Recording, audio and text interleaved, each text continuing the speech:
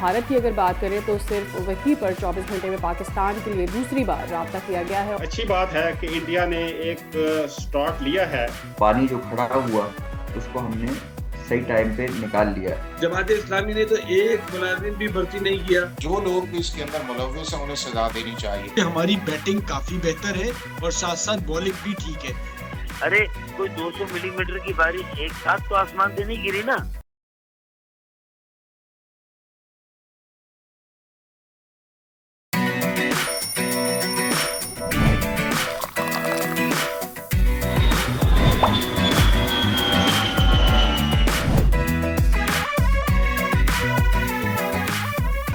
भारत का 24 घंटे के दौरान पाकिस्तान से दूसरी बार राब्ता, मुमकिन सैलाब के खतरे से आगाह कर दिया। भारतीय आबी दहशतगर्दी से दरियाए सतलज में पानी के बहाव में खतरनाक हद तक इजाफा, मजीद आबादियां डूब गईं। गंडा सिंह के मुकाम पर ऊंचे दर्जे का सैलाब, पानी की आमद 1,22,000 क्यूसेक रिकॉर्ड की गई। गुड्डू और सखर बैराज, दरियाए चनाब में सुलेमान की पर भी दरमियाने दर्जे का सैलाब, हजारों लोग बेघर। मुतासरा अजला में कसूर, उकाड़ा, पाकपतन, बहावलनगर और बिहाड़ी शामिल। दरिया किनारे रहने वालों को फौरन महफूज इलाकों में मुंतकिल होने की हिदायत कर दी गई। मशरकी पंजाब, कश्मीर और बालाई खैबर पख्तूनख्वा में आज तेज हवाओं और गरज चमक के साथ बारिश का इम्कान। महकमा मौसमियात ने पेशगोई कर दी, इस्लामाबाद और गिरदनवा में गरज चमक के साथ बारिश मुतवक्के। उधर कराची में बारिश के बादल टल गए। महकमा मौसमियात का कहना है कि 27 अगस्त से ताकतवर स्पेल का इम्कान खत्म हो गया है। इंसदादी दहशतगर्दी की खुसूसी अदालत ने 9 मई को राना सना के घर पर हमले से मुताल्लिक मुकदमे का फैसला सुना दिया। उमर अयूब, कंवल शौजब, शिबली फराज, जरताज गुल को 10-10 साल की सजा सुना दी गई। फवाद चौधरी, जैन कुरैशी समेत 34 मुल्जिमान को केस से बरी कर दिया गया। मुकदमे में मजमूई तौर पर 109 मुल्जिमान नामजद थे। मोहम्मद रिजवान की जगह सलमान अली आगा को कप्तान बनाने की खबरें बेबुनियाद करार, पीसीबी ने तरदीद कर दी। पीसीबी का कहना है ताहाल ना तो सिलेक्शन कमेटी में यह मामला ज़ेर गौर आया है और ना ही किसी खिलाड़ी के कॉन्ट्रैक्ट की कैटेगरी में तब्दीली की गई है। इस हवाले से तमाम तर खबरें बेबुनियाद हैं। सोशल मीडिया पर वनडे टीम के लिए मोहम्मद रिजवान की जगह सलमान अली आगा और टेस्ट टीम की जगह शान मसूद की जगह सऊद शकील को कप्तान बनाए जाने की खबरें ज़ेर गर्दिश थीं। और मलेशिया इंटरनेशनल ताइक्वांडो चैंपियनशिप में पाकिस्तानी एथलीट्स की शानदार परफॉर्मेंस, 2 गोल्ड और 2 सिल्वर मेडल्स अपने नाम कर लिए। ताइक्वांडो चैंपियंस शामिल अली और हमजा शाह आज होंगे दुनिया बोले में मेहमान। अस्सलाम वालेकुम, खुशामदीद। भली करे आया जी आया नू बखैर आ गए। वर्षद के दुनिया बोले है के साथ मैं हूँ फैसल करीम और मैं हूं सादिया सैमसन। मुल्क भर में दरिया बिफरने लगे हैं और मुख्तलिफ मकामात पर सैलाबी सूरत हाल का सामना है। ऐसे में भारतीय आबी दहशतगर्दी से दरिया सतलज में पानी के बहाव में खतरनाक हद तक इजाफा देखने में आ रहा है। बिल्कुल, और इसकी वजह से फैसल जो आबादियां हैं वो डूब गई हैं, लोग मुश्किलात का शिकार हैं। उधर भारत की अगर बात करें तो सिर्फ वहीं पर 24 घंटे में पाकिस्तान के लिए दूसरी बार राब्ता किया गया है और ये कहा गया है कि तवी का जो बात सतलज में भी मजीद पानी छोड़ा जा सकता है। इसके अलावा दरियाओं में जो सूरत हाल है वो भी अपने व्यूअर्स के साथ शेयर करते हैं। रावी है, गुद्दू है, यहाँ पर दरमियाने दर्जे का सैलाब है, जबकि जलालपुर और शक्करगढ़ में भी 48,500 क्यूसेक रिकॉर्ड किया गया है पानी की सतह। और इसके अलावा जस्टर के मकाम पर भी 73,926 क्यूसेक रिकॉर्ड किया गया है। सैलाबी सूरत हाल के बायस कई बस्तियाँ ज़ेर आब आ चुकी हैं और हज़ारों लोग बेघर हो चुके हैं। मुतासरा अजला में कसूर, उकाड़ा, पाकपतन, बहावलनगर और बिहाड़ी शामिल हैं। इसी सारी सूरत हाल पर मज़ीद बात करने के लिए हमारे साथ मौजूद हैं इंडस वाटर ट्रीटी के साबिक सरबरा जमात अली शाह साहब। जमात अली शाह साहब, बहुत शुक्रिया आपका। अच्छा सर, सबसे पहले तो मेरा सवाल आपसे, द फर्स्ट क्वेश्चन जो मैं आपसे वो ये है कि पाक भारत जंग के बाद एक आम तासुर यही था कि भारत की जानिब से इंडस वाटर ट्रीटी की खिलाफ वर्जी की गई है, क्योंकि उसकी जानिब से इस हवाले से धमकियाँ भी दी जा रही हैं। अब जबकि भारत की जानिब से मुमकिन सैलाब का खदशा जाहिर किया गया है और पेश की इत्तला दी गई है, तो ऐसा क्यों किया जा रहा है? क्या ये कोई खिलाफ वर्जी है? बहुत शुक्रिया मोहतरम। इंडिया ने जो है ये अपने फॉरेन ऑफिस के थ्रू हमारे फॉरेन ऑफिस को लेटर में ये बताया है कि जो जम्मू तवी एक नाला है जो कि दरिया चनाब में मिलता है मराला के ऊपर, उसमें जो है हाई फ्लड की जो है एक्सपेक्टेशन है, उसमें पानी जो है वो बारिश की वजह से आ रहा है, तो ये इतला दी है। जाहिर है कि भारत ने मई में ये कह दिया था कि हम टीटी को हेल्ड इन अबेंस करते हैं, लेकिन ये इंफॉर्मेशन जो एक्स्ट्रा ऑर्डिनरी रिलीजेस या फ्लड्स की होती है, ये टीटी में आर्टिकल 4 पैराग्राफ 8 के अंदर कवर होती है। तो इट मींस कि टीटी अलाइव है और ये इंफॉर्मेशन जो है पाकिस्तान को जो दी गई है वो उस टीटी की शिक के तहत जाती है। तो मैं समझता हूँ कि ये एक अच्छी बात है कि इंडिया ने एक स्टार्ट लिया है। उसको चाहिए तो ये था कि ये शुरू में जब फ्लड सीजन शुरू हुआ है तो जैसे कि एक फ्लड सेल बनता था दिल्ली में, एक लाहौर में, आपस में कम्युनिकेट करते थे इंडस कमिश्नर्स के थ्रू, वो होना चाहिए था। लेकिन चूंकि इंडिया जो है एक हठधर्मी पे आ गया था और ट्रीटी हेल्ड इन अबेंस का उसने नारा लगा दिया था, तो मैं समझता हूँ कि पाकिस्तान को ये वेलकम करना चाहिए और इंडिया को ये बावर करवाना चाहिए है कि ये प्रोसेस जो सारा टीटी का है इसको इंडस कमीशन के तहत जो है ये फ्यूचर में चलाएं और जो भी इसके तनाज़ात हैं आपस में, जो भी इश्यूज हैं, कॉन्स्ट्रेंट्स हैं, उनको आपस में बैठकर हल किया जाए। जी ठीक है, लेकिन इसमें एक और बात भी समझ आती है, वो ये कि सिर्फ पाकिस्तान में नहीं बल्कि भारत में भी इस वक्त सैलाबी सूरत हाल है, बल्कि पाकिस्तान से पहले है। तो आप क्या समझते हैं, ऐसे में अगर भारतीय सरकार की जानिब से ये धमकी आए कि वो पाकिस्तान का पानी बंद कर सकता है, तो आपको क्या लगता है कि भारत की जानिब से ये जो दहशतगर्दी की गई इस खित्ते के दीगर ममालिक के साथ मिलकर मौसमियाती तब्दीलियों से मिलकर निमटना होगा पाकिस्तान को भी? देखिए जी, ये मौसमियाती तब्दीली या एनवायरनमेंट का जो भी असर आ रहा है उसके लिए दोनों मुल्कों को एक चैप्टर बना लेना चाहिए है। लेकिन हमारा इशू सरदस्त तो ये इंडस वाटर ट्रीटी है कि जो कि एक परमानेंट ट्रीटी है और ट्रीटी के मैकेनिज्म के अंदर ये दिया गया है कि जो भी फ्लड की सूरत हाल होगी, जो भी डाटा वहाँ इंडिया के पास वो एक्स्ट्रा ऑर्डिनरी रिलीजेस का आएगा वो पाकिस्तान को जो है बहम फराहम करेगा। और ये जब से ट्रीटी हुई है, ये पहले डाटा जो है ये टेलेक्स के जरिए आता था, 73 के बाद फिर रेडियो जम्मू ब्रॉडकास्ट हुआ, फिर 1989 से ये टेलीफोनिक आता रहा है। ये रावी, सुतलेज, ब्यास, जेलम और चिनाब का तमाम डाटा जो आता रहा है। लेकिन ये पिछले जो है कुछ जो 8-10 साल हैं इसमें इन चीज़ों को डाइल्यूट कर दिया गया था इंडिया की तरफ से, और शायद हमने भी उस तरह की प्रोएक्टिविटी इसमें शायद नहीं दिखाई थी। तो लिहाजा मैकेनिज्म तो ऑलरेडी हमारा मौजूद है, लेकिन ओवर एंड अबव अगर कोई ऐसे चीज़ें हैं तो उसके लिए अलहदा चैप्टर दोनों मुल्क आपस में बना सकते हैं और चीज़ों को बेहतर जो है किया जा सकता है। लेकिन ट्रीटी को टच किए बगैर, क्योंकि इसकी जो स्पिरिट है ये अपनी जगह पर बहाल रहे, क्योंकि ये जो 3 दरिया का पानी है हमने तकरीबन 30 मिलियन एकड़ फीट परपेचुअल फ्लो इंडिया को देने के बाद हासिल किया था।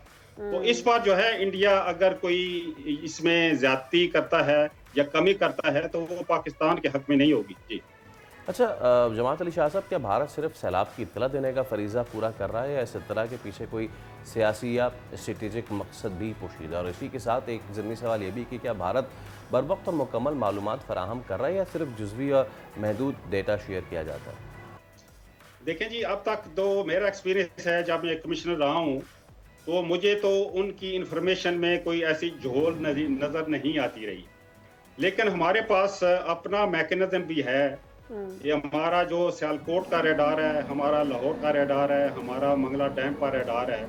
तो उस रेडार से हम जो प्रेसिपिटेशन या बारिश होती है उसको किसी न किसी डिग्री तक हम क्वांटिफाई कर सकते हैं और हमें एक असेसमेंट मिल जाती थी। और इंडिया का जैसे ही डाटा आता था तो हमें वो वेरिफिकेशन मिल जाती थी। तो मैं नहीं समझता कि उसके कुछ अल्टीरियर मोटिव्स हैं। अल्टीरियर मोटिव तो पानी रोकने में हो सकते हैं, बाकी जो पानी फ्लड्स का आता है ये कोई नई बात नहीं है। हम मराला पार 5-6 लाख क्यूसेक्स का रेला जो है हम लेते रहे हैं, पहले भी उसको मैनेज भी करते रहे हैं। मसला सिर्फ ये है कि इंडिया हमें एडवांस इंफॉर्मेशन इसके बारे में दे, जिस तरह के टीटी में दर्ज है या 1989 में हमारा उनसे एक मायदा हुआ था। और ये जो इंफॉर्मेशन या डाटा है ये तो ह्यूमैनिटेरियन ग्राउंड्स पे होता है। पब्लिक तो दोनों तरफ जो है इंसान ही है।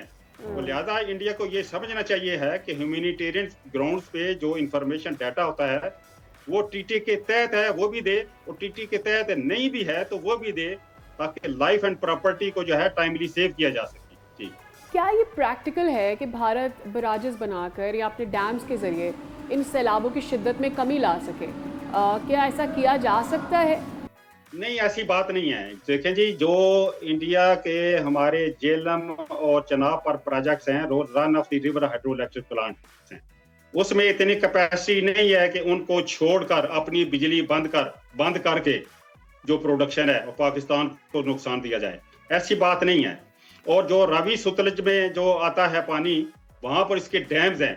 जाहिर है कि जब उसके डैम भरने के करीब हो जाते हैं तो वो पानी को रिलीज करते हैं और उसमें कुशन डेवलप करते हैं कि अगर इमीडिएट बारिशें ऊपर से आ जाएं तो वो कुशन जो है उनके पास हो, ताकि वो अपने डैम जो हैं वो ओवरफ्लो ना करें।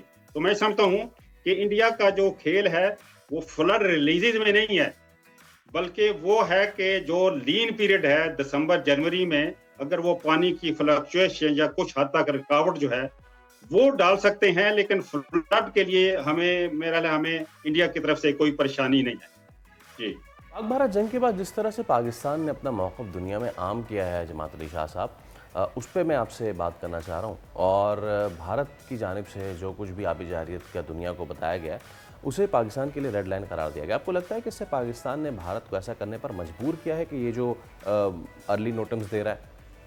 मुझे तो यही मालूम होता है, महसूस होता है साथ ही कि इंडिया ने अगर ये इंफॉर्मेशन दी हैं तो ज़ाहिर है एक तो इसका बेसिस जो होते हैं ह्यूमैनिटेरियन ग्राउंड्स होती है, और दूसरा ये ट्रीटी भी अट्रैक्ट करती है आर्टिकल 4(8) की जो प्रोविजन है।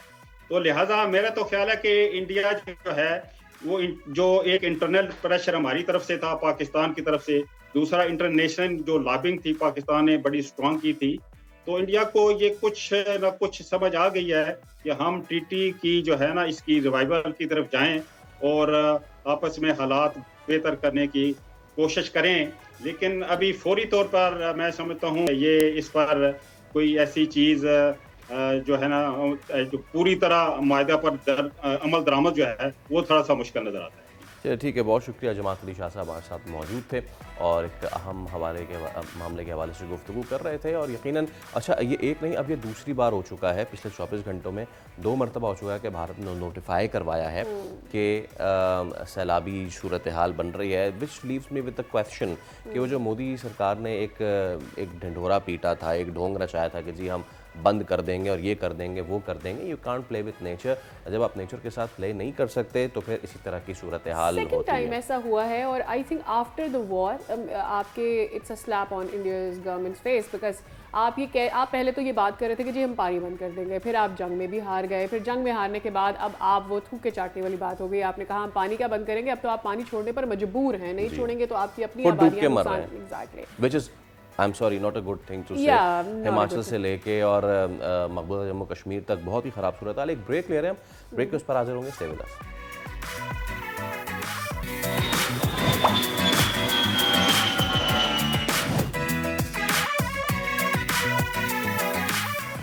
Welcome back. वेल, हम उठते हैं तो फर्स्ट थिंग जो ज़्यादातर लोग सोचते हैं वो ये कि आज नाश्ते में क्या होगा। आई एम क्यूरियस कि आज फैसल के नाश्ते में क्या। टर्बुलेंट ब्रेकफास्ट है, बहुत ही ज़्यादा। अच्छा, mine was easy. I did not have a breakfast, but I am offering you a सियासी नाश्ता today. So what is on our menu when we talk about सियासी नाश्ता, फैसल? बहुत सारी चीज़ें हैं। एक तो ये कि नाइस एक तो ये है कि इंसदाद दहशतगर्दी की खसूसी अदालत ने 9 मई को राना सना के घर पर हमले से मुतालिक मुकदमे का फैसला सुनाया है और उमर अयूब, कंवल शौजब और शिबली फराज जरताज कुल को 10-10 साल कैद की सज़ा सुनाई है। ये भी, लेकिन we are today focusing on another thing and that is Karachi. Karachi के मामलात में सिचुएशन ये है कि एक पार्टी कहती है कि हमने बजट दे दिया है, दूसरी कहती है कि अरे जो बजट आपने दिया है वो बजट तो हमने सिर्फ अपने काम करने वाले हैं उनकी तनख्वाहों पे दे दिया है। तो अभी समझ नहीं आ रहा है, पॉलिटिकल बॉल थ्रोइंग है from one party to another, उसका खमियाजा आवाम क्यों भुगते। और फिर जब कोई स्पीच करने जाता है फैसल, तो सबसे पहले तो वो ये कहता है कि कराची जो है वो आपका कमाऊ पूत है और फिर वो आपको कमा के देता है और उस पूत को एक इंफ्रास्ट्रक्चर बेचारा उसके लिए रोता है, वो पानी के लिए रोता है, वो बिजली के लिए रोता है, वो गैस के लिए रोता है। तो ये कमाल सबूत जो है कंसिस्टेंटली एक ही क्वेश्चन कह रहे हैं, मेरा कसूर क्या है भाई, मुझे कोई देख ले, मेरे ऊपर कोई नज़र डाल ले, ये सियासी गेंदबाजी ना की जाए, from one party to another. मसाइल का हल दें, मसाइल बहुत मसले हैं, बता रहा हूँ बहुत मसले हैं। ले चलिए कोशिश करते हैं कि आज 2 फरीक़ैन को हम बिठाएं और हम इनके मसले ना हल कराएं, जो अवाम का मसला है उनके सामने रखें। और ये एक और मसला बहुत ही अहम है, और वो ये कि इंतज़ामी मामला आखिर कब हल होंगे। हमारे साथ मौजूद है तर्जुमान सिंध हुकूमत अली राशिद साहब, और इसके साथ साथ जमात इस्लामी से भी हमारे साथ कुछ ही देर में मौजूद होंगे। सैफुद्दीन एडवोकेट सैफुद्दीन हमारे साथ मौजूद हैं। आप दोनों को बहुत बहुत अस्सलाम वालेकुम और आप दोनों का बहुत शुक्रिया। Okay, starting with Ali Rashid साहब, और वो ये कि पिछले दिनों आई विश कि आप ना फंसे हों उस बारिश के पानी में, लेकिन बहुत सारे कराची वाले फंसे थे। अब उसके बाद एक नई सिचुएशन डेवलप हुई, और वो ये कि पीपल्स पार्टी की तरफ से ये बयान आया कि भाई आप हमें ही मुर्द इल्ज़ाम ठहरा रहे हैं, ज़रा टाउन का भी तो रुख कीजिए। और उन्होंने फिर वो तफसीलात पेश कर दी कि हमने इतने इतने रुपए जो है वो जमात को दिए, उसका आप बताइए, जो है उसका हिसाब दीजिए। जमात की तरफ से आया कि वो भाई आपने जितने पैसे दिए हैं वो तो तनख्वाहों में लग गए। So what is the situation Ali Rashid साहब, अगर आप हमें थोड़ा सा क्लियर कर सकें। बिस्मिल्लाहिर्रहमानिर्रहीम। देखें, उन बारिशों में बिल्कुल यकीनन पहले से ज़्यादा बारिशें हुई, और जब बारिशें होती हैं तो हम मिलीमीटर तो देखते हैं, मगर वो ये भी देखना चाहिए कि कितने शॉर्ट स्पैन में हुई। कभी कभी अगर पूरे दिन में 200 हो जाए mm तो बहुत बड़ी बात होती है, मगर यहाँ चंद घंटों में ही हो गई थी। तो क्लाइमेट चेंज इज देयर। पहली चीज़ तो मैं कहना चाहूँगा कि ऐसी बारिशों के लिए कराची का जो बनी हुई हैं चीज़ें ना वो हैं, मगर हमने जो है फायर फाइटिंग करके और रिस्पॉन्ड बड़ा अच्छा किया, और पानी जो खड़ा हुआ उसको हमने सही टाइम पे निकाल लिया एंड ऑफ द डे। अच्छा, मैं दूसरी चीज़ पे आ जाता हूँ। जमात इस्लामी आधे से ज़्यादा टाउन इस पूरे शहर के जो हैं वो जमात इस्लामी के हैं। अगर वो कहते हैं कि भाई हमें तो सिर्फ तनख्वाहें मिलती हैं, तो भाई आप क्या सिर्फ तनख्वाहें लेने के लिए आप अपने यहाँ आप टाउन में काउंसलर्स आप बने हुए हो, चेयरमैन आप बने हुए हो, आप कुछ काम वाम नहीं कर रहे या नहीं कर सकते? और ये अब आपको अब ख्याल आ रहा है बारिशों के बाद, या प्रेस कॉन्फ्रेंस करके बता रहे हो कि हमें जी बिल्कुल पैसे अरबों में मिले हैं, मगर वो तो सैलरीज हैं। पहली चीज़ तो आप ये बताएं कि आपकी सैलरीज हैं कितनी, कि अरबों में आपको मिल रही हैं। सेकेंड ऑफ ऑल, फिर जो आप ये फोटो सेशंस करते रहते हो, हम ये रोड बना रहे हैं, हम ये गटर के ढक्कन लगा रहे हैं, हम ये लाइटें बांट रहे हैं, हमने ये काम कर दिया, हमने वो काम कर दिया, ताज़ाद है। इसलिए ये चीज़ें, वो दौर है सोशल मीडिया का जिसमें आप झूठ नहीं बोल सकते। आवाम बाशऊर हो चुकी है, देयर इज अवेयरनेस। देखिए, मैं किसी को ब्लेम गेम नहीं खेलना चाहूँगा। मुझे सिर्फ इस चीज़ से जो डिफरेंस ऑफ ओपिनियन थी कि अगर कराची शहर में अच्छी बुरी एडमिनिस्ट्रेशन जैसी भी रही, हमारे हिसाब से हमने कोशिश की कि अगर बारिश जब हो रही होती है उस वक्त ज़्यादा जब बारिश हो जाती है तो जैसी रुकती है हमने बिल्कुल कोशिश की कि पानी को निकाला जाए। मगर अगर उस आधे शहर में आपके टाउन के चेयरमैन और फिर आप आके कहें उस पर आप पॉलिटिकल पॉइंट स्कोरिंग करने के, एटलीस्ट आपकी नहीं बनती। MQM चले मैं कह भी सकता हूँ, इसलिए वो उन्होंने बॉयकॉट कर दिया था, वो बल्दियात इलेक्शन से भाग गए थे, वो उसका हिस्सा नहीं थे। अगर वो ऐसी कोई बात करें, बिकॉज दे सिटिंग आउटसाइड, आपके पास आधा शहर, आपके पास सब एडमिनिस्ट्रेटिव पावर्स, आपके पास सब फंड्स की डिटेल्स, आपके पास मेयर ने वो प्रेस कॉन्फ्रेंस करके बता भी दिया कितने अरबों रुपए आपको मिले।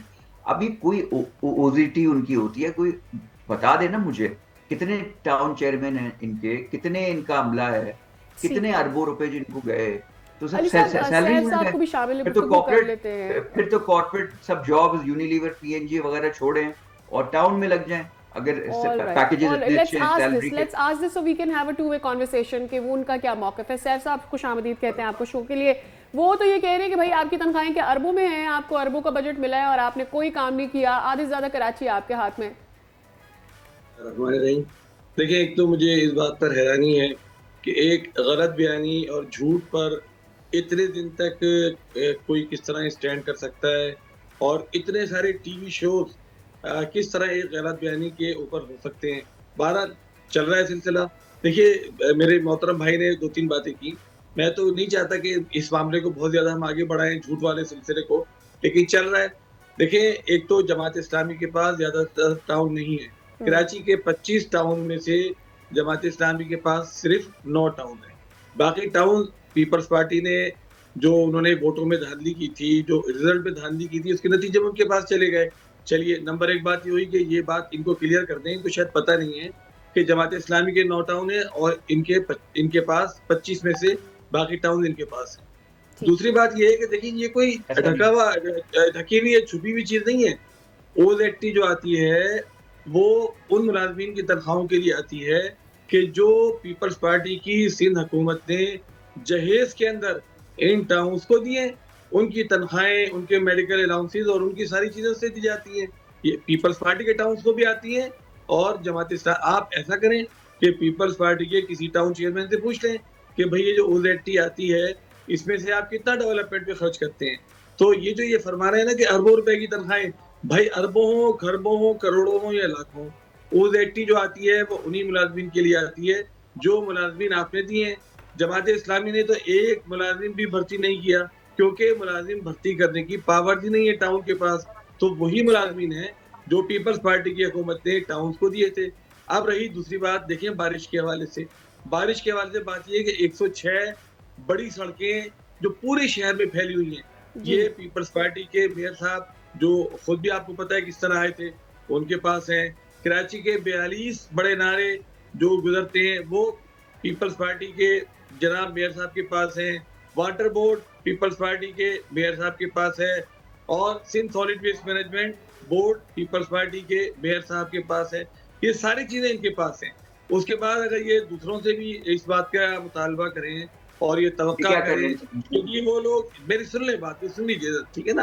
देखिए, आप मुझे बताइए, अगर ये 42 बड़े नाले जिसमें छोटे नाले आकर मिलते हैं वो साफ नहीं होंगे बड़े नाले, तो छोटे नालों का पानी बड़े नालों में कैसे आएगा? अगर बड़ी सड़कें साफ नहीं होंगी तो बड़ी सड़कों पर वो पानी जब साफ नहीं होगा तो छोटी सड़कें कैसे साफ होंगी? अभी कल भी आपको पता है ना कि शारा फैसल पर जो एक अंडरपास है उसमें कीचड़ भरी हुई थी और एक बस स्लिप होकर उसने टक्कर मारी एक मोटरसाइकिल को, जिसमें एक फैमिली जो 3 अफराद पर मुश्तमिल थी, तीनों जा भाग हो गए। देखिए, मेरा कहना ये है कि इसको गलत बयानी को मजीद आगे ना बढ़ाएं। मैं आपको वो नोटिफिकेशन भेज देता हूँ जो मेरे पास मौजूद है, वो सब जगह शेयर भी हो चुका है। जमात इस्लामी ने प्रेस कॉन्फ्रेंस करके सारी बात बता भी दीजिए। देखिए, अब जरूरत किस बात की, मेरी जरूरत इस बात की है। देखिए, मैंने पहले भी कई प्रोग्रामों में कहा है कि चाहिए ये था कि वजीर आला साहब या वजीर बल्दियात साहब तमाम टाउन चेयरमैन को बारिश से पहले जमा करते, मेयर को भी बुलाते, प्रोग्राम बनाते कि भाई अब ये जो बारिश होने वाली है इसका हमें क्या प्रोग्राम करना है, किस तरह करना है, लेकिन कभी भी नहीं किया गया। अच्छा, सैफुद्दीन साहब, बिल्कुल ठीक है, मैं आपका पॉइंट आ गया, बिल्कुल ठीक है, आपका पॉइंट आ गया। मैं अली राशिद साहब के पास, सैफुद्दीन साहब, आपका पॉइंट आ गया।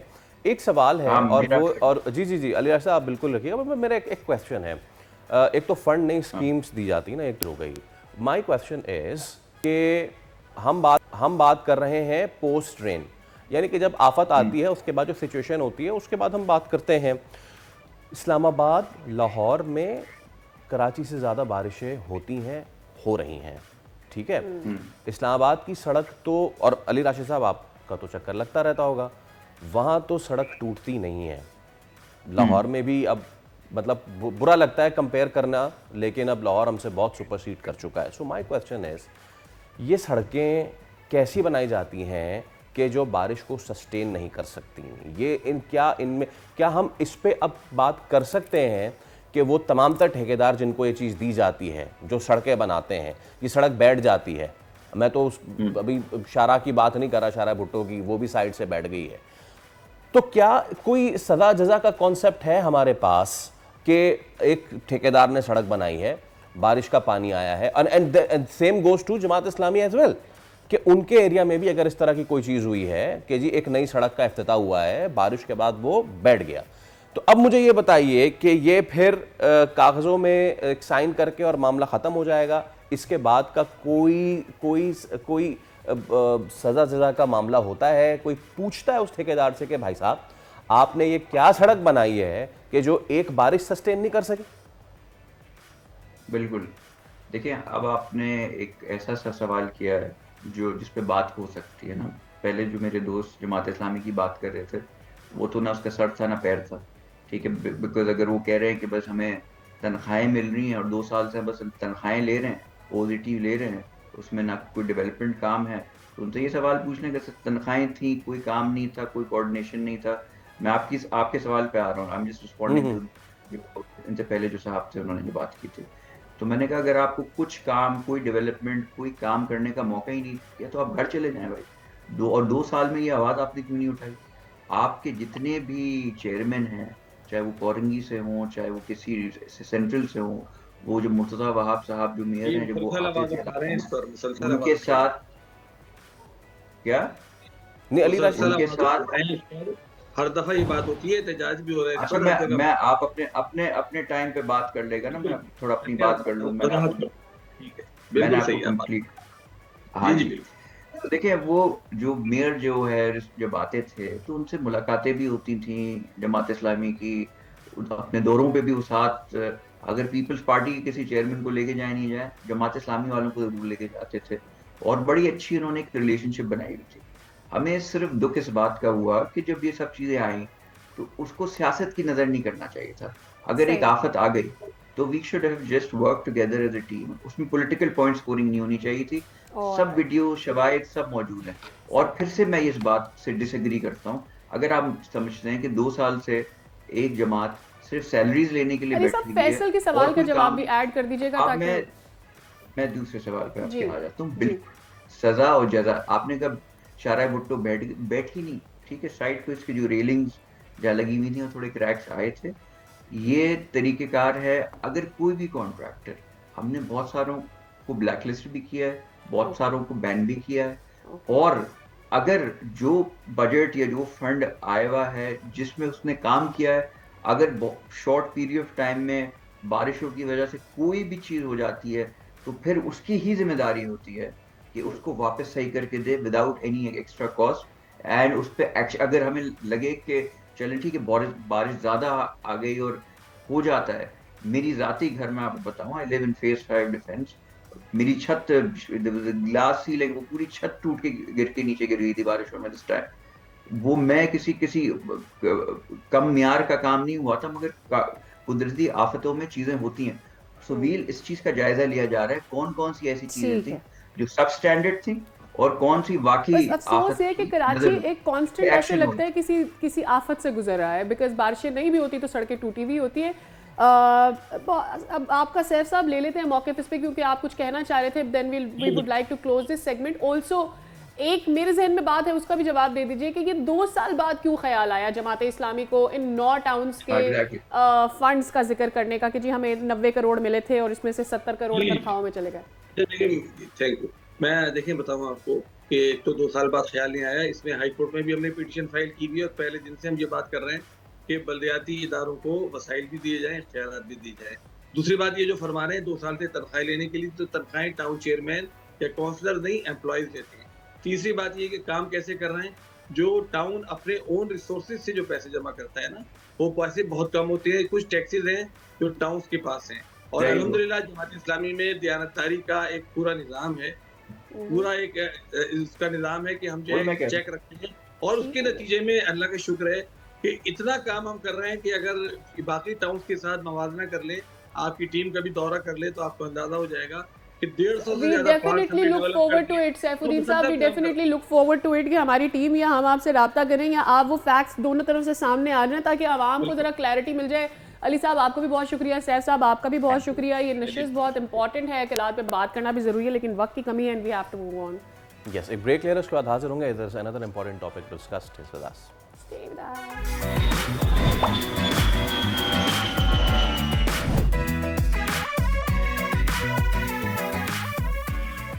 कंटिन्यू का डिस्कशन विद द वेदर, और मौसम जहां बहुत हैवक क्रिएट कर रहा है, वहीं पे एक और इशू है सादिया।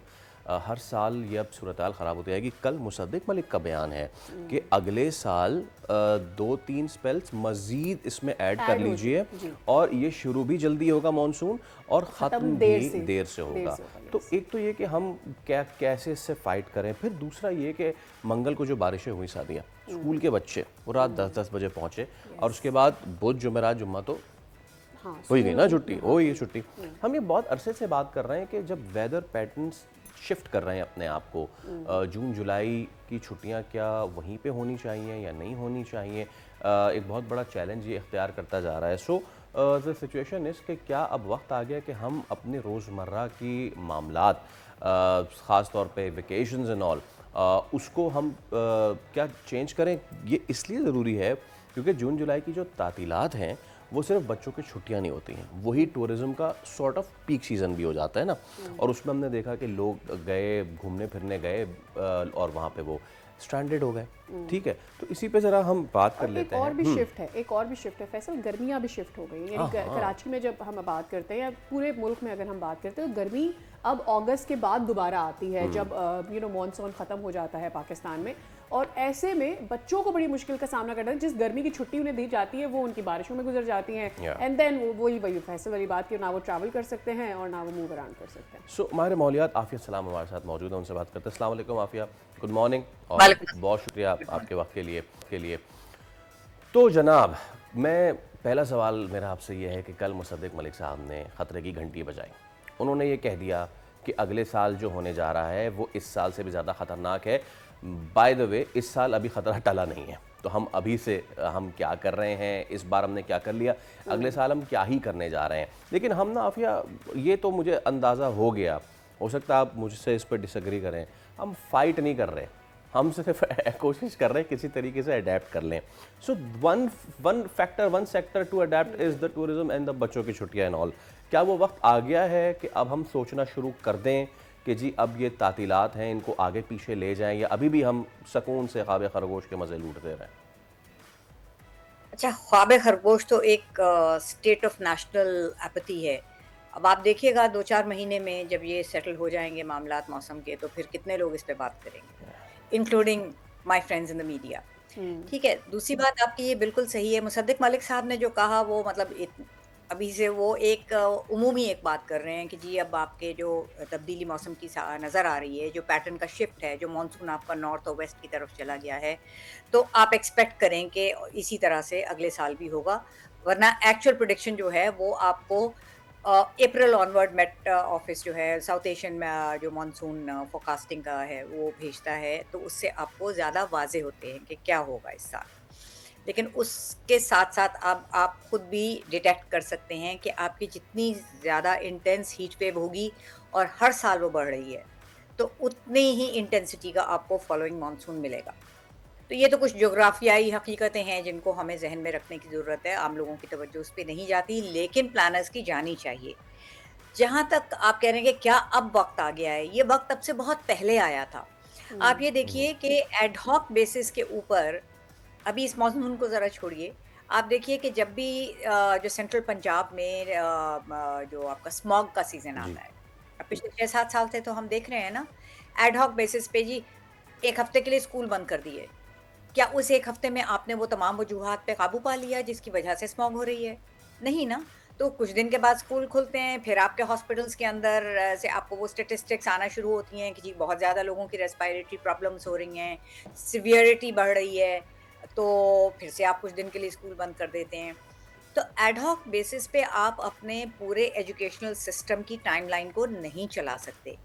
इसी तरीके से हमारे यहाँ जो हीट इंडेक्स है वो बढ़ता चला जा रहा है, और हम बहुत पीछे अगर ना भी जाएं तो आप 2015 से भी अगर इसको लीजिए, जब कराची ने एक इंटेंस हीट वेव एक्सपीरियंस की थी जिसकी वजह से बहुत सी अमवात हुई थी, और वो अमवात हमें सिर्फ उनका पता चला था जो हॉस्पिटल्स में या मॉर्चुरीज में बॉडीज आई, वरना जिनके लोग मर गए उन्होंने दफना दिया और फातिहा पढ़ ली। तो आपके पास टोटल वो भी फिगर्स उस तरह से नहीं है कि कितने लोगों की। तो आपका मई का वो महीना होता है यूजुअली जिसमें आपका हाईएस्ट टेम्परेचर होता है, और मई का महीना होता है जब आपके स्कूल्स में फाइनल एग्जाम्स हो रहे होते हैं। तो हमारे यहाँ आपको पता है कि कितना प्रेशर होता है बच्चों के ऊपर एग्जाम की परफॉर्मेंस में, कि बच्चा बीमार हो, चाहे हीट की वजह से ना हो, बीमार भी हो तो बच्चे को माँ बाप स्कूल भेजते हैं, टीचर्स उनकी एब्सेंसेस को बहुत सीरियसली लेती हैं। इसी साल बच्चियां गवर्नमेंट स्कूल में सेंटर पड़ा बेहोश हो गई थी, इफ यू रिमेंबर। आपके बिजली के ब्रेकडाउन होते हैं, और हम ये क्यों अजीम कर रहे हैं कि तमाम स्कूलों में बिजली होती भी है। ठीक है, हम वो अपना एक एलीट बबल से निकले ना। हमारे बहुत से बच्चे ऐसे स्कूलों में पढ़ते हैं जहाँ बिजली का कोई नामो निशान नहीं है। तो आपके इंटेंस हीट और उसके ऊपर वो बच्चों के जो साइकोलॉजिकल प्रेशर होता है एग्जाम का, that's not conducive to their physical और मेंटल हेल्थ। एक ये चीज। तो आपके छुट्टियों का जो सीजन है वो उसके फौरन बाद शुरू हो जाता है। आपका जून जुलाई और अगस्त के पहले हफ्ते में आपके शुरू हो जाते हैं स्कूल्स। 15 अगस्त पिछले कई सालों से आपका जो एक डिक्लेयर्ड आपका मॉनसून सीजन के आगाज का, जुलाई से होता है आगाज एक्चुअली, लेकिन चले कई जगहों पे आपके स्कूल अगस्त के पहले हफ्ते में खुलते हैं। मुझे अच्छी तरह याद है कि वो एक पर्सनल रीजन है जिस वजह से याद रहता है कि मेरी बहन की शादी थी अगस्त में और इट वाज रेन्ड आउट, तो घर वाले घर बैठे हुए थे और मेहमान हॉल में पहुंचे थे। We remember it from that was the first week of August, और उसकी कई सब्सिक्वेंट हम उसको एनिवर्सरीज पे कहते रहे कि भैया कराची की में पहली बारिश हो रही है। 14 अगस्त को अक्सर बारिश हुआ करती थी क्योंकि 14 अगस्त को आपको शायद याद हो स्कूल खुले रहते हैं क्योंकि वहां पे वो दिन मनाया जाता था।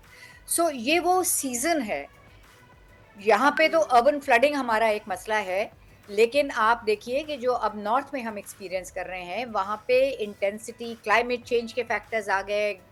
हाई टेम्परेचर्स, चिलास में 40 से अबव टेम्परेचर है। आपके गिलगित बल्तिस्तान में मई में आपके 40s के करीब टेम्परेचर रहे हैं। I've been there exactly. तो उसकी वजह से भी तो आपके ग्लेशियल मेल्ट भी हो रहा है। अभी आपने जो ड्रॉप इवेंट देखा वेदर में, सो ये सारे एक वो फैक्टर्स का एक वो मिक्स है जिसकी इंटेंसिटी और जिसके जो थ्रेट लेवल है उसकी परसेप्शन हमें कहीं ज्यादा बढ़ा के उसके अकॉर्डिंगली हमें इन सिंक अपने एजुकेशन साइकिल को लाना चाहिए। ये आप छुट्टियों में लोग जा सकते हैं, जो अफोर्ड कर सकते हैं। बहुत शुक्रिया आफिया साहिबा। कमी है, बहुत माजर चाहते हैं, एंड येट वही वाली बात है कि भाई बच्चों का ख्याल भी करना है, आपको ये अडेप्टेबिलिटी तो करनी पड़ेगी। Well with this we are taking a little bit break.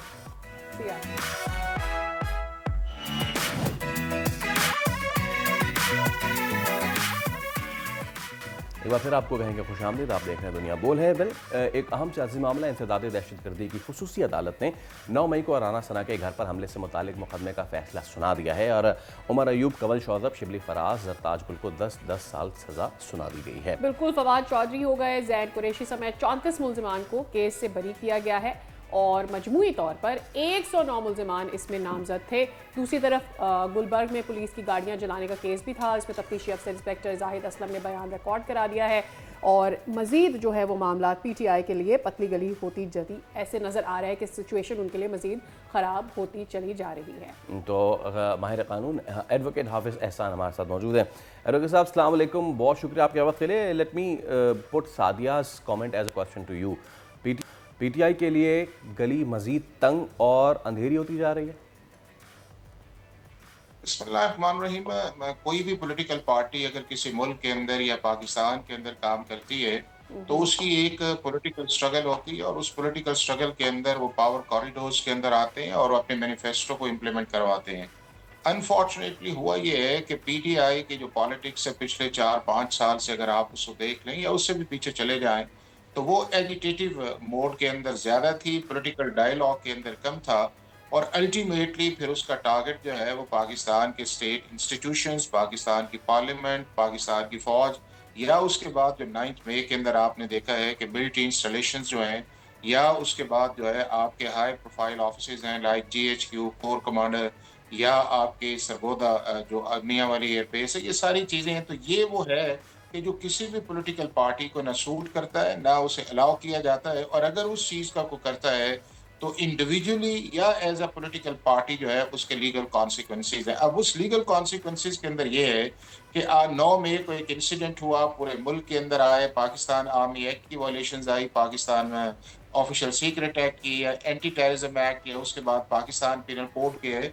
तो अगर ट्रायल कोर्ट के अंदर अगर आपके खिलाफ जुर्म साबित हो जाता है और प्रोसिक्यूशन सक्सीड हो जाती है तो फिर उसका मतलब ये है कि आप जो है वो कॉन्विक्ट हो जाएंगे और वो वेरी की है कि छठी कल एंटी टेररिज्म कोर्ट के आई हैं कि जिसके अंदर किसी को 2 साल, किसी को 3 साल, किसी को 5 साल, किसी को 10 साल और किसी जगह कल भी 32 के लोग जो हैं वो एक्विट आए। अब दूसरा उसके अंदर ये है कि क्या किसी मुल्क के अंदर इस तरह की जो आप स्टेट इंस्टीट्यूशंस के ऊपर आप जाके प्रोवोक होना, इंस्टिगेट करना या डिस्ट्रॉय करना अलाउ किया जाता है? बिल्कुल अलाउ नहीं किया जाता। आपने कैपिटल हिल में देखा कि लोगों को 40-40 साल, 45-45 साल जो है वो पनिशमेंट्स आई हैं।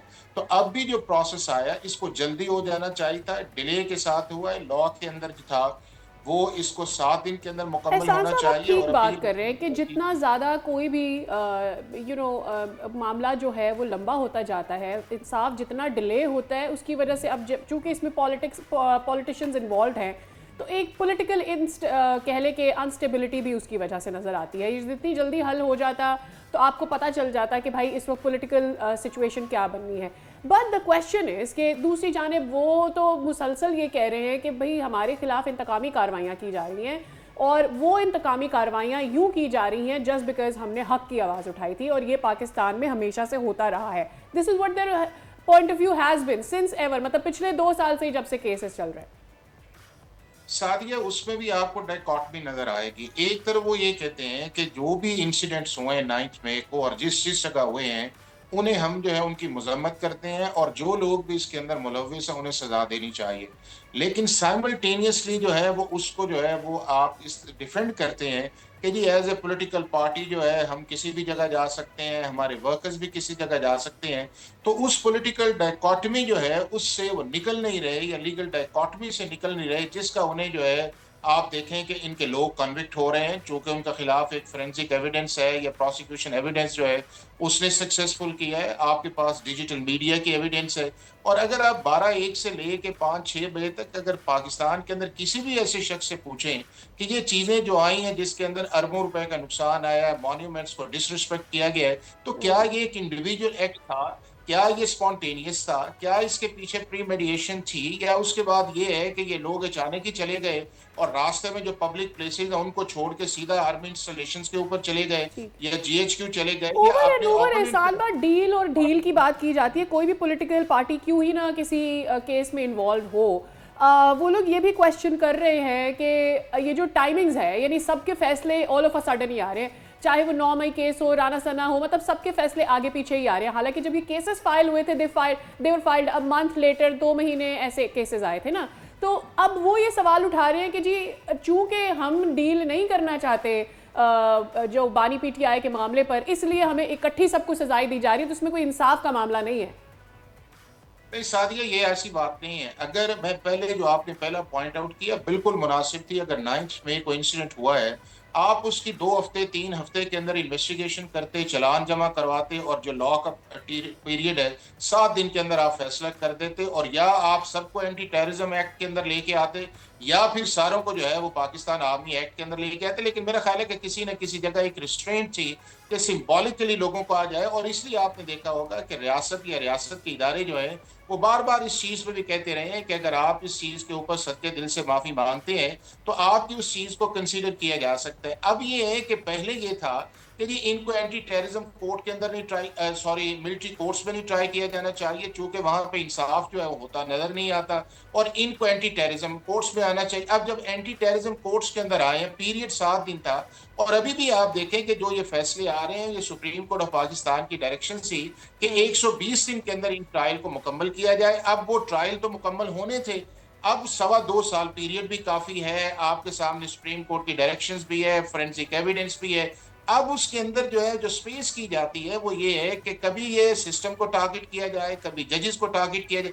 अभी आपके सामने 9 मई के अंदर सुप्रीम कोर्ट ने फॉर्मर प्राइम मिनिस्टर की 8 केसेस के अंदर बेल नहीं ली, लेकिन उसके बावजूद पाकिस्तान की सुप्रीम कोर्ट या आपके जो जजेस हैं या 26वीं आईनी तरमीम का जो है एक्सक्यूज करके उस पर जाया जाता है। तो मैं ये समझता हूँ कि इसका जो लीगल कंपल्शन या प्रॉब्लम जो आ रहे हैं, एक तो ये है कि इनके पार्लियामेंटेरियंस जो हैं वो कन्विक्शंस की तरफ चले गए हैं, सीट्स को डिस्क्वालीफाई कर गए हैं, एब्सकॉन्डर्स हैं, अब उनकी अपील्स भी एंटरटेन नहीं की जा रही हाई कोर्ट्स के अंदर, क्योंकि जितनी देर तक आप एब्सकॉन्डर हैं आपकी अपील एंटरटेन नहीं की जा सकती। पॉलिटिकल स्पेस भी कम हो रही है, क्योंकि आप फिर जो आपके कैंडिडेट्स की नहीं है या आप जिनको आप बाई इलेक्शंस के अंदर लेके आना चाह रहे हैं वो ही डिस्क्वालीफाई हो रहे हैं, या उनके खिलाफ इलीगल एक्शंस या उनके खिलाफ केसेस हैं, तो फिर किस तरह एज ए पॉलिटिकल पार्टी के तौर पे आगे जाएंगे। तो मैं समझता ये हूँ कि इन्हें एक जो डिजिटल मीडिया या सोशल मीडिया नैरेटिव से बाहर निकलना चाहिए, पाकिस्तान के कानून की पाबंदी करनी चाहिए, पाकिस्तान के इदारों की रिस्पेक्ट करनी चाहिए, और अपने आप को एज ए पॉलिटिकल पार्टी जो है इससे डिस्टेंस करना चाहिए।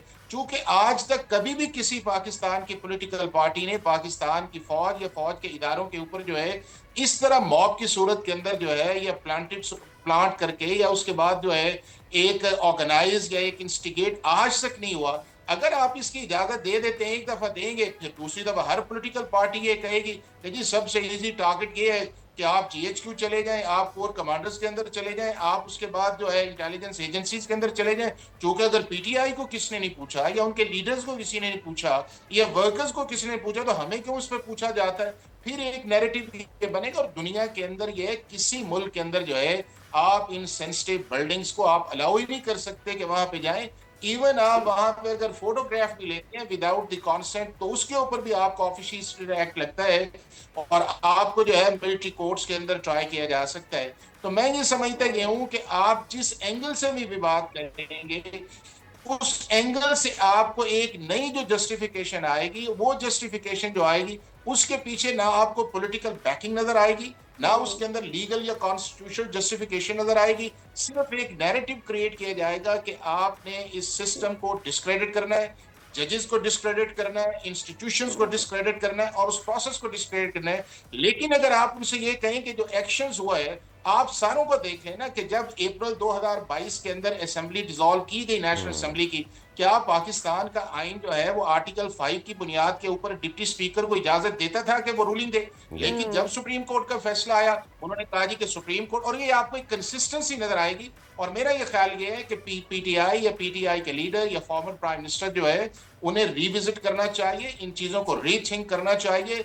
इस मुल्क के अंदर पॉलिटिकल स्टेबिलिटी के लिए जो है वो सारे उन बिल्कुल सही एक्शंस के हाफिज साहब, अंदर यानी कि order of the day is absolutely order of the day ये है कि जनाब आप सोशल मीडिया नैरेटिव से निकल के इन तमाम चीज़ों का deal with the issues in the real world. बहुत शुक्रिया हाफिज हसन अहमद हमारे साथ मौजूद थे, गुफ्तगू कर रहे थे। Dealing with the real issues में एक और बड़ी अहम बात है और वो ये कि हमारी जो क्रिकेट है वो रोज़ाना हमें, ऑल्दो कि सीरीज़ अभी 2-3 दूर है, लेकिन उससे पहले ही इस तरह की ख़बरें आ जाती हैं। साथिया हमने अभी ट्राई सीरीज़ खेलनी है, उसके बाद एशिया कप खेलना है, लेकिन उससे पहले ही किसी ने ये शुर्ली छोड़ दी कि जी कप्तानों की तब्दीली हो रही है।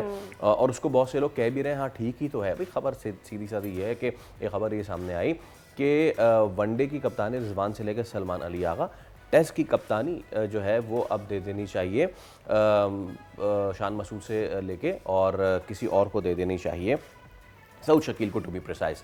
तो अब क्या एक सीरीज से पहले या 2 अहम सीरीज से पहले इस तरह की चीज़ें आना, एशिया कप से पहले, हाँ ये पता नहीं क्यों होता है हमारे यहाँ, आई डोंट नो वाई। और अगर किसी सहाफ़ी ने ये खबर दी भी है तो ऐसे ही तो नहीं दे दी होगी। क्रिकेट एक्सपर्ट फवाद मुस्तफ़ा हमारे साथ मौजूद है। बिल्कुल, अस्सलाम वालेकुम फवाद साहब, very good morning to you. Fawad भाई, कुछ हम तो ये रो रहे होते हैं कि पाकिस्तान की परफॉर्मेंस कब अच्छी होगी, तो ये एक नया तूफान आ जाता है, हम किसी एक चुंगल से निकल कर दूसरे में फंस जाते हैं। कप्तानी वाला मामला क्या है, आखिर क्या ज़रूरत पड़ गई कप्तानी चेंज करने की, और ये खबर निकली कहाँ से, इसमें सच्चाई है नहीं है? अच्छा, मुझे समझ नहीं आ रहा, तरदीद अभी आई है उनकी कप्तानी के हवाले से। पहले खबरें आ रही थी कि कप्तान तब्दील हो रहे हैं, तो भाई इसमें कोई ऐसी चीज़ तो नहीं है, कप्तान तब्दील हो सकते हैं, उस पर बात हो सकती है। और अभी जब तक नहीं किए हैं तो ठीक है, मीडिया को अब आप रोक नहीं सकते, उनके पास थोड़ी बहुत भी कहीं से खबर आ जाती है वो उसको चला देते हैं, और इतने सारे लोग मौजूद हैं और खबर तो अंदर से ही आती है। ऐसा हो नहीं सकता कि इस पे बात ना हुई और खबर निकल गई हो, तो खबर तो निकलती है। तो खैर तरदीद आ गई, मेरे ख्याल से तरदीद ज़रूरी भी थी खिलाड़ियों के हवाले से, उन्हें थोड़ा सा कॉन्फिडेंस देने के लिए कि ऐसा कुछ नहीं हो रहा। लेकिन बात ज़रूर हुई होगी, मुझे लगता है टेस्ट सीरीज़ भी आने वाली है और कोई ऐसी चीज़ नहीं है कि बात ना हुई हो, बट लेट्स सी क्या होता है। बट मुझे ज़रूर लगता है कि टेस्ट क्रिकेट में भी पाकिस्तान में कप्तानी जो है मुझे लगता है चेंज होंगी। सऊद शकील लग रहा है कि शायद कप्तान हो जो आने वाली टेस्ट सीरीज़ है। ओके, अच्छा, अब ये ट्रायल सीरीज़ और एशिया कप से पहले इस तरह की खबरें आना, ये बड़ा फ़ायदेमंद है हमारी टीम के लिए?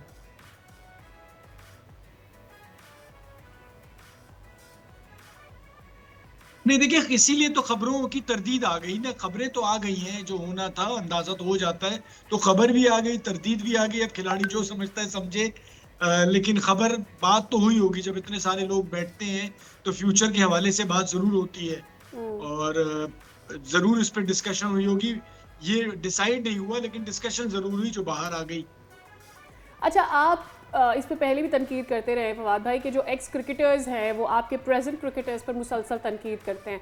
अभी recently obviously I am sure आप अवेयर हैं, शुएब अख्तर ने कहा है कि जी जो स्क्वाड है इसमें कोई दमखम नहीं है और यूएई की कंडीशंस जो हैं वो बाबर को सपोर्ट करती हैं, ट्राई सीरीज़ के बाद लाजमी स्क्वाड में तब्दीली होगी। क्या कहेंगे एक तो उनके बयान पर और ये कि वो जो कह रहे हैं कि तब्दीली होगी?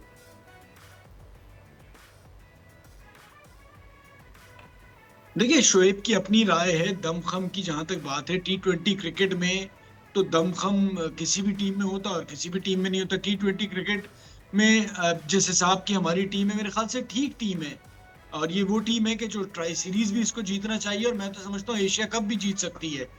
इंडिया की टीम मैंने देख ली है, मुझे कोई इतनी बड़ी टीम नजर नहीं आ रही।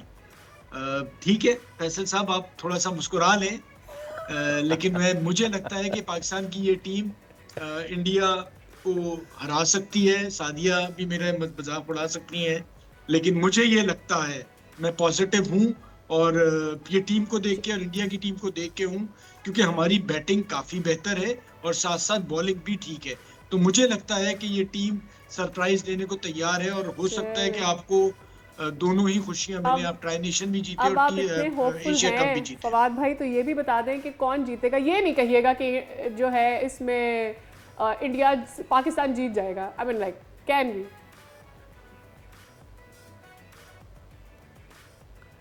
एशिया कप की सारी टीमों में अगर आप बात करेंगे तो मेरी अपनी राय है अलग, लेकिन इंडिया की टीम ऐसी है कि वो एज अ फेवरेट जा रही है। बट इंडिया इस बार कोहली और रोहित के बगैर है, तो लेट्स सी क्या करते हैं। ऑल्दो उनके बगैर इंग्लैंड भी बड़ी अच्छी टेस्ट सीरीज खेली है, बट इंडिया ने काफ़ी अपनी बेंच को ट्राई करने की एशिया कप में मतलब कोशिश की है। लेट्स सी कि वो बेंच कितनी स्ट्रॉन्ग है और पाकिस्तान की टीम को कैसे खेलते हैं। और टीमें सारी अच्छी हैं जी, श्रीलंका भी बहुत अच्छी टीम है, इंडिया भी है, अफगानिस्तान नो डाउट बहुत इम्प्रूव किया T20 क्रिकेट में।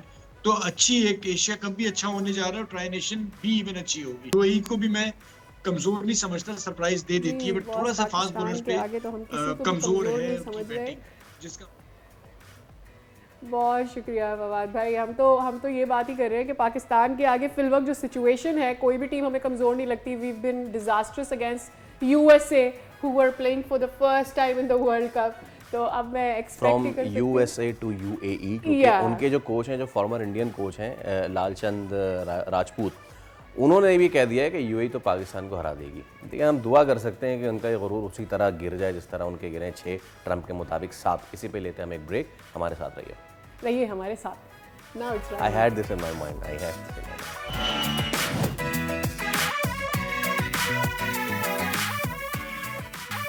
वेलकम बैक कहेंगे एक बार फिर खुशामदीद। और अब मुलाकात करवाने का वक्त आ गया है आपकी चंद हीरोज से। And what they did actually वो ये था कि थाईलैंड में जो 97वीं एशियन बॉडी बिल्डिंग चैम्पियनशिप हुई, उसमें पाकिस्तानी बॉडी बिल्डर्स छा गए। पाकिस्तानी बॉडी बिल्डर्स ने चैम्पियनशिप में शानदार परफॉर्मेंस दिखाई और 5 गोल्ड मेडल्स अपने नाम किए। और गोल्ड मेडल जीतने वालों में मोहम्मद शकील है, फरासत अली है, एजाज अहमद है, फैजान गुल हैं और बिलाल अहमद है, जो कि आज हमारे हीरो पाकिस्तान में मेहमान हैं। एब्सोल्युटली। तो शकील मलिक, फरासत अली खान और फैज़ान हमारे साथ मौजूद हैं। अस्सलाम वालेकुम आप तीनों को भाई, बहुत बहुत मुबारक। शकील, सबसे पहले आपसे आगाज़ करते हैं। आपकी कौन सी कैटेगरी थी ये बताइए। मेरा नाम शकील मलिक है, मैं फैसलाबाद से बिलोंग करता हूँ और मैंने एथलेटिक तकनीक में गोल्ड मेडल हासिल किया है फर्स्ट प्लेस पे थाईलैंड बैंकॉक में। और ये मेरे लिए बड़े फख्र की बात है कि मैंने पाकिस्तान को रिप्रेजेंट किया, मुझे मौका मिला और मेरिट की बेस पर जो है मैं पाकिस्तान के लिए मेडल लेके आया और ये पाकिस्तान के लिए बिग अचीवमेंट है अल्हम्दुलिल्लाह। और इस तरह के इवेंट्स होने चाहिए पाकिस्तान में। मेरिट पे जो है अगर ये काम होता रहे इंशाल्लाह ताला, पाकिस्तान में मेरिट की बुनियाद पर जो रिजल्ट अभी आया है, पाकिस्तान ने 8 प्लेयर थे जिन्होंने 5 में गोल्ड मेडल हासिल किया, ये बिग अचीवमेंट है। और तकरीबन जो 30+ जो थे कंट्रीज के प्लेयर आए हुए थे और जिसमें से इंडिया के 60+ प्लेयर थे, उनके पास 4 मेडल आए गोल्ड और पाकिस्तान के 8 खिलाड़ियों ने जो है पाकिस्तान को रिप्रेजेंट किया है और पाकिस्तान के हिस्से में जो है अल्हम्दुलिल्लाह जो है बिग अचीवमेंट जो है 5 गोल्ड मेडल आए, जिनमें से अल्हम्दुलिल्लाह एक मैंने लिया है गोल्ड। मैन एथलेटिक फिजिक में फरासत भाई हैं, फैजान भाई है और बिलाल है और एजाज साहब है, ठीक है। तो ये एक बड़ी अचीवमेंट है और अल्हम्दुलिल्लाह मुझे मौका मिलता रहा, ऐसे ही मैं पाकिस्तान को रिप्रेजेंट करूँगा और पाकिस्तान के लिए इंशाल्लाह को लेके आता रहा।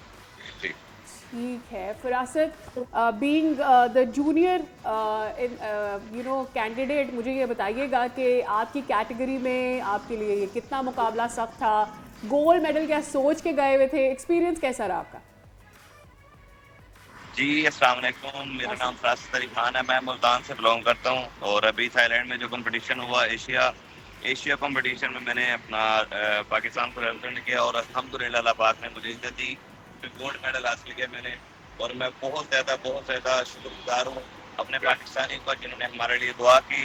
हमारी कोई अपनी कोई खासियत नहीं है इसमें, हमने मेहनत की है, लेकिन हमारे पीछे दुआएं थी, जिन दुआओं की बदौलत हम यहाँ तक पहुँचे हैं। और ये बहुत अच्छी अचीवमेंट है पाकिस्तान के लिए कि हिस्ट्री में ये हिस्ट्री काउंट हुई है कि 5 गोल्ड मेडल हमने हासिल किए हैं। और ऐसे ही अगर मेरिट पर पाकिस्तान स्पोर्ट्स बोर्ड, हम स्पोर्ट्समैन को अगर हमें ऐसे मौका देंगे तो इंशाल्लाह हम पाकिस्तान का बुलंदी से परचम लहराएंगे बिल्कुल आमीन। अच्छा फैजान, ये ज़रा बताइएगा, ये फिज़ीक का कब से शौक हो गया? और मेन फिज़ीक ऑब्वियसली ये कहने में बड़ा आसान लगता है, पर it takes lot of diet, lot of क्यों कह लें कि कमिटमेंट। कैसा रहा आपका एक्सपीरियंस और मोटिवेशन कहाँ से आई आपके लिए? जी अस्सलाम वालेकुम, फैजान खान बात कर रहा हूँ पेशावर से। और बहुत खुशी बात है कि मैंने पाकिस्तान के लिए गोल्ड किया। और पहले तो मैं शुक्रिया अदा करना चाहता हूँ कि रनर का और पाकिस्तान गोल्ड का। अच्छा ये बताइए कि कौन कौन से ममालिक इसमें शरीक थे? एशिया पे तकरीबन जो है 30+ कंट्रीज के प्लेयर जो है वो पार्टिसिपेट किया था। तो पाकिस्तान के जो थे 8 प्लेयर थे जिन्होंने 5 ने गोल्ड मेडल हासिल किया। ठीक, तो ये अब मुझे ये बताइएगा कि ये कंपटीशन आपके लिए ओवरऑल कैसा रहा शकील? इतनी बड़ी पार्टिसिपेशन जब होती है तो ऑब्वियसली प्रेशर होता है कि आप अपनी लिमिटेड रिसोर्सेज में क्या कर पाओगे। वहाँ जाकर आपको कैसा महसूस हुआ जब आपने देखा कि आपके कॉम्पिटिटर्स कैसे हैं?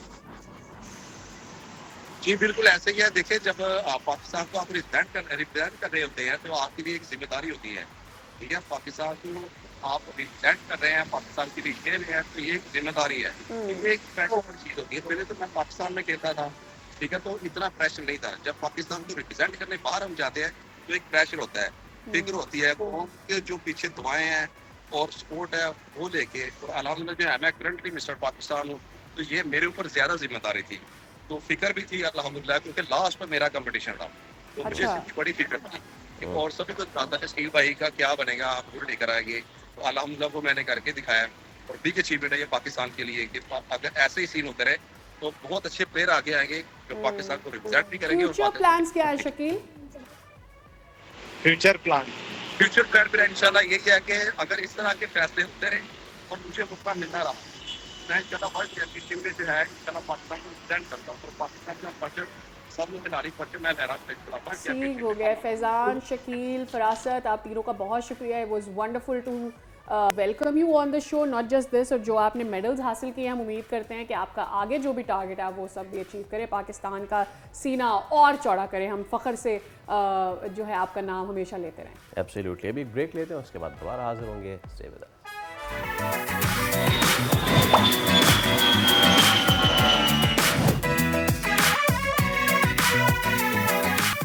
Welcome back. एक बार फिर ज़रा बात कर लेते हैं कराची की। और कराची में अभी तो थोड़ी धूप निकली है और थोड़े बादल हैं, ये बादलों का सिलसिला जारी रहेगा।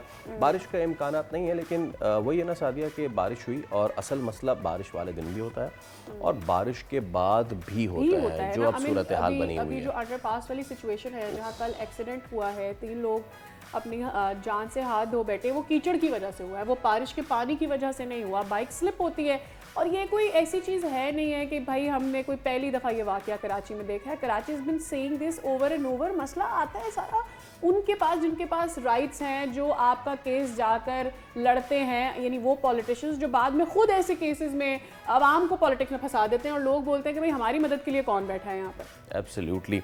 और हमने जो देखा दुश्मन दराजी का एक सिलसिला शुरू हुआ और वो जारी रहा। तो चलिए सब पे बात कर लेते हैं। एक और स्टेक होल्डर कराची की MQM और उसके सीनियर रहनुमा फ़ारूक सत्तार साहब। फ़ारूक भाई अस्सलाम वालेकुम, बहुत शुक्रिया आपके वक्त के लिए। अब जो कराची में बारिश के बाद सूरत हाल बनी है, ढकी छुपी नहीं है किसी से, पुरसाने हाल कोई नहीं है, किस पे डाले जिम्मेदारी कराची वाले? देखें, सबसे पहले तो मैं ये कहूँगा कि ये बारिशें बहुत ही गैर मामूली थी ना, इसमें कोई शक नहीं है। लेकिन अगर आपके नाले ईमानदारी से साफ हों तो वो चाहे 40 मिलीमीटर कैपेसिटी के क्यों ना हो, वो 400 मिलीमीटर की बारिश को भी आसानी से ड्रेन करके नदी नालों से समंदर तक वो पानी जा सकता है ना।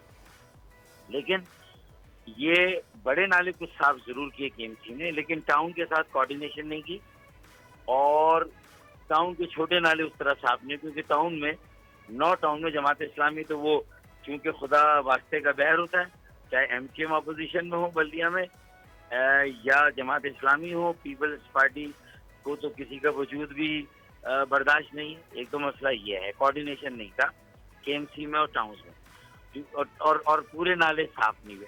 अच्छा, दूसरा रीज़न ये है कि कराची से अगर रोज़ाना KMC और टाउन्स 18 टाउन्स मिल के 18,000 टन कचरा जो पैदा होता है वो उठा ले और वो कचरा शहर में मारा ना फिरे, इधर उधर उड़ता ना फिरे, जो गाड़ियाँ कचरा गाड़ियाँ ले जाए उसमें से वो गिर के वापस कराची में ना आ जाए। एक डंपिंग स्टेशन है, 18,000 टन कचरे को उसके मंजिल तक पहुंचाने के लिए एक डंपिंग स्टेशन है।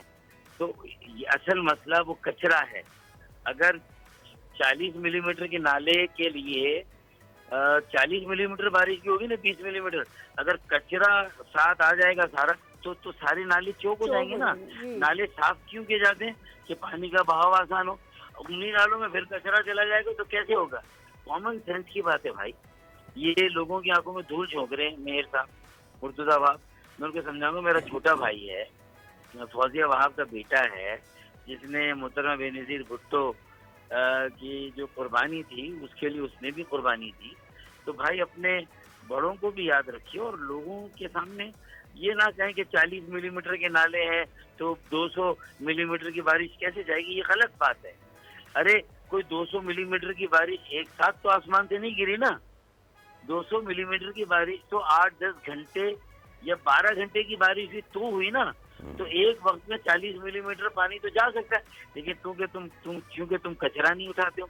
एक डंपिंग स्टेशन है, नए डंपिंग स्टेशन नहीं बनाते, सेकेंडरी गार्बेज स्टेशन नहीं बनाए तुमने, हमने बनाए थे मुस्तफा कमाल साहब के जमाने में। फारूक साहब, आपके भाई हैं मुर्तज़ा और आपके भाई की पार्टी का ये मौक़िफ़ है कि भाई इख्तियारात ना हमेशा से MQM के पास रहे हैं। जब इनके पास इख्तियारात थे, इनके पास पैसा था, इनके पास फंड थे, इन्होंने कराची का मसला हल नहीं किया और कराची मज़ीद आबादी की वजह से और ज़्यादा तहस नहस हो गया। तो ये जो इल्ज़ाम हमेशा MQM पे लगाया जाता है, इसका एक ही दफ़ा MQM कोई जवाब दे दे तो मसला शायद हल की तरफ चला जाए। हमारी नाकिस कारकर्दगी है। शिरकत गैर पाकिस्तान पीपल्स पार्टी के वडेरे जागीरदार एक पूरे मुतासिबाना, गैर मुनसिफाना, जाबिराना और आमिराना पॉलिसियों का एक पैकेज लेके बैठे हुए सिंध के शहरों के लिए, खासतौर कराची के लिए। सौतेली माँ से भी बदतर सलूक चल रहा है। मुझे बताएं कि मुस्तफा कमाल भाई के ज़माने में 10 करोड़ गैलन यौमिया इजाफी पानी आया केसरी, रिकॉर्ड पर है। मेरे ज़माने में पानी आया जब मैं मेयर और वजीर था, K2 10 करोड़ गैलन। 17 सालों से एक बूंद इजाफी पानी नहीं है, जब इनके पास वाटर बोर्ड है। वाटर बोर्ड तो इनके पास है ना। अच्छा, 17 सालों से ये है। मुर्तजा वहाब भी माशाल्लाह 6.5 साल हो गए, 2.5 साल मेयरशिप के और 4 साल इनकी एडमिनिस्ट्रेटरशिप की। एडमिनिस्ट्रेटरशिप भी तो काउंट होगी ना भाई। और फिर ये अच्छा है कि मेयर भी उसी पार्टी का है जिस पार्टी की सूबाई हुकूमत है। तो कम से कम सूबाई हुकूमत को अपने मेयर को तो पूरी तरह गोद में बिठाना चाहिए ना। वो अपने मेयर को भी गोद में बिठाने के लिए तैयार है। उसके साथ भी सोतेलो जैसा सलूक, हम तो हैं सोतेले, लेकिन जब अपनों के साथ, इसलिए कि उसका डोमिसाइल भी कराची का, तो मुर्तज़ा वहाब को ये देखना चाहिए कि कहीं ऐसा तो नहीं है कि मुझे मामू बना रही है मेरी सूबाई हुकूमत और मेरे साथ खिलवाड़ हो रहा है और मेरे अपने कुछ लोग मुझे नाकाम करने पे तुले हुए हैं। तो ये सोचना चाहिए। देखिए, मुर्तज़ा वहाब के साथ तो दौरा नहीं किया वज़ीर आला ने, वज़ीर आला ने तो नासिर शाह और सईद गनी साहब के साथ किया, आधा पौन घंटे का दौरा यहाँ से शुरू किया, शारे फैसल पर आए, एयरपोर्ट तक गए, फिर वहाँ से वापस आ गए, चलो भाई हो गया दौरा। शारे फैसल है कराची क्या, मुझे बताएं ना आप। मुर्तज़ा वहाब थोड़ा सा गए आगे पीछे और जगह भी गए, मैं उनकी थोड़ी बहुत कोशिशों को मानता भी, ऐसा नहीं कि मैं बिल्कुल एक प्रोग्राम बना के बैठा हूँ कि रगड़ दूँ उनको, ऐसा नहीं। मैं उनकी इस्लाह करना चाहता हूँ, मैं उनको जो है वो अच्छे मशवरे देना चाहता हूँ। मैं चाहता हूँ कि वो मुझे और मुस्तफा भाई को बुलाएं और हमारे साथ बैठ के जो चीजें, जो मिसिंग लिंक्स हैं, जो गैप आ गया है, उसको हम दूर करते हैं। अच्छा, लेकिन ये दूर कैसे होगा ना फारूक भाई? अब इसमें देखें, एक मसला ये है कि एक तो सड़कें ज़ेरे आब आ जाती हैं, वो तो अलग बात। ये जो अजाब है रेड बस और दीगर बस प्रोजेक्ट्स, इस पर क्या कहेंगे? साथ में दीगर मसाइल हैं, इनको हल कैसे किया जाए? आप क्या तजवीज़ करेंगे कि इनको कैसे मुकम्मल किया जाए भाई?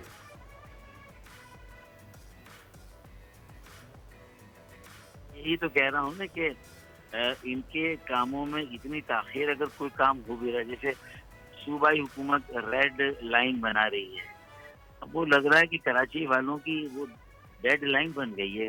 अब क्या करें, वो गुलशन इकबाल में ऐसी अटक गई है, उसे आगे बढ़नी। वफाक के पास ग्रीन लाइन थी ना, खुदा करके चले, वो अब तकमील की तरफ, वो तकरीबन गुरु मंदिर तक मुकम्मल हो गई है। उससे आगे तिब्बत सेंटर या जहाँ भी उसे आगे जाना है, कपरी सिनेमा तक आ गई, थोड़ा और आगे चली जाएगी, तो ये इस साल मुकम्मल हो जाएगी। चलें, एक अच्छा काम हो जाए, लेकिन रेड लाइन का नहीं पता नहीं हमारी ज़िंदगी में मुकम्मल हो ना हो, मुझे तो यही नहीं पता। अच्छा, फिर उसके बाद वो ऑरेंज लाइन बनाई है, वो बेकार है, वो तो 10% भी यूज़ नहीं हो रही उसमें बसें, ऑरेंज लाइन में पैसेंजर जाते ही नहीं है। आपने औरंगी टाउन के एक कोने से बोर्ड ऑफिस तक चला दी, लोग तो वहाँ पैदल आ जा सकते हैं, ऑरेंज ट्रेन की जरूरत ही नहीं, ऑरेंज लाइन की। आप साइड के एरिया तक ले जाते, मजदूर जाते हैं, प्लानिंग नहीं, पॉलिसी नहीं। अब मैं क्या कहूँ बताएं। अब ये सारी चीजें हो रही हैं। अच्छा, अब उसके बाद जमीनों पे कब्जे कोई नहीं रोक रहा। अच्छा, फिर तामीरात आप देख लें, ओशन माफिया अलग कहानी। फिर जो सिस्टम बैठा हुआ है SBCA में, जो बैठा हुआ है, उसने सत्यानाश मार दिया। रिश्वतों के रेट 20-20 करोड़ रुपए में नक्शे पास होते हैं। तो ये सारी चीजें आपकी मईशत को डेंट लगा रही है, आपकी मईशत को तबाह बर्बाद कर रही है, आपके रोजगार को छीन रही है। जाली डोमिसाइल से रोजगार छीना जा रहा है। MD कैट में मेरे मेडिकल डॉक्टर बनने वाले बच्चों के साथ क्या हो रहा है, मेरे बोर्ड के इम्तिहानात के रिजल्ट को किस तरह दबाकर हमें पीछे रखा जाए। तो मतलब आप खुद देख लें कौन सा शोबा रह गया कि जहाँ उनके साथ नहीं हो रहा। अच्छा, कई चीजें देखिए, मैं तो गिनवाने पे आऊंगा तो फिर आप कब मॉर्निंग शो इवनिंग शो में तब्दील हो जाएगा। हम इतनी बात कर सकते हैं, रात तक हम बात कर सकते हैं। तो ये सारी सूरत हाल है भाई। तो बताएं कि हम तो अभी भी कह रहे हैं गवर्नर हाउस में बैठ जाते हैं और मिलके काम करते हैं, सब जिम्मेदारी लेते हैं कि अगले साल बारिशों में इंशाअल्लाह ताला हम सब वादा करते हैं कराची के अवाम से कि हम इंशाअल्लाह ताला शाहराहों को डूबने नहीं देंगे, कराची को डूबने नहीं देंगे। हाँ, अंदरूनी इलाकों में जो कीचड़ है उसको भी हम बारिशों के बाद निकालेंगे इंशाल्लाह, और 24 घंटे काम करेंगे। KMC की क्या यूनिफॉर्म क्या है बताइए, कोई पीला रंग है, रेड कलर की यूनिफॉर्म है, उनकी जो वास्केटें पहनते ना वेस्ट कोट, वो होनी चाहिए उनकी, वो जाली वाली वेस्ट कोट होती है ना, पता चले KMC के लोग हैं। रात दिन काम होना चाहिए। कहीं नजर आ रही पूरी कराची, किसी एक कैमरे ने देखा है ही नहीं कहीं पर। अब किस बात की चलें, ठीक है, बहुत शुक्रिया फारूक भाई। और बात की वो ये कि पता नहीं हमारी ज़िंदगियों में ये मंसूबा मुकम्मल होगा नहीं। चलिए आइए दुआ करते हैं अल्लाह हमारी ज़िंदगियाँ इतनी तवील कर दे कि हम ये मंसूबा मुकम्मल होता देखें, क्योंकि मंसूबा मुकम्मल होता नज़र तो नहीं आ रहा। कराची वाले एक्चुअली ऐसे हो गए, हम जैसे हो गए कि हमें अपने गमों पे दुखों पे हंसी आती है अब it is a joke for us. Well, मुश्किलें इतनी पड़ी मुझ पे, आसान नहीं हुई मुश्किलें, we got used to them. This is what actually happened. Well, Karachi की बात हो रही है तो कल हमने एक वारदात का जिक्र किया था कि मुहाफिज के घर में जब डाका पड़ गया तो उसके बाद क्या हुआ। कल तक तो कोई डिटेल सामने आई नहीं थी। वेल डिफेंस में एसएसपी तौहीद रहमान और उनकी अहलिया हुकूमत सिंध की तर्जुमान भी है अकरबा, उनके घर पर हुई थी डकैती। डिटेल्स कुछ ऐसी है कि बड़ी तादाद में वहाँ से डॉलर्स भी मिले, वहाँ से ज्वेलरी भी मिली, मोबाइल फ़ोन्स लेकर वो फ़रार हो गए। अपेरेंटली ये बताया गया था कि भाई इसमें कोई हो सकता है कि पुलिस वाला ही मुलव्विस हो, तो इस पर इन्वेस्टिगेशन हो रही थी। ज़रा पता चलना चाहिए कि बात कहाँ तक पहुँची है। फैसल तो करते हैं पता। काशान, क्या अपडेट है?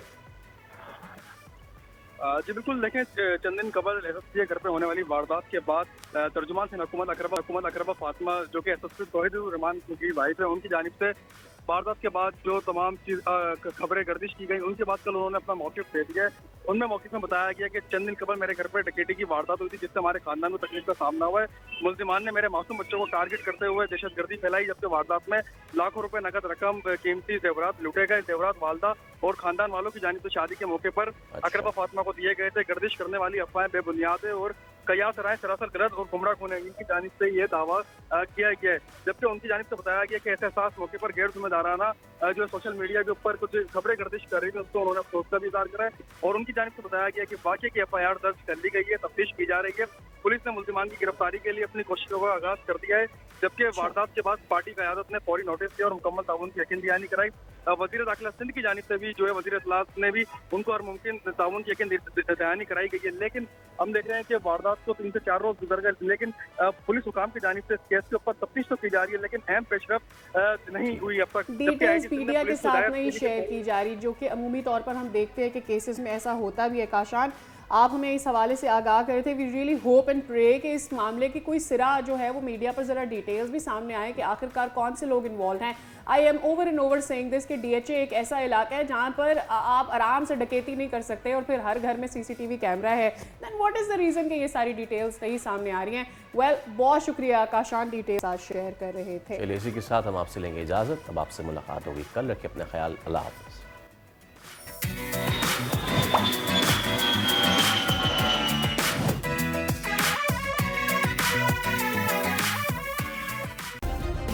सब्सक्राइब करें और बेल दबाएं ताकि कोई खबर रह न जाए।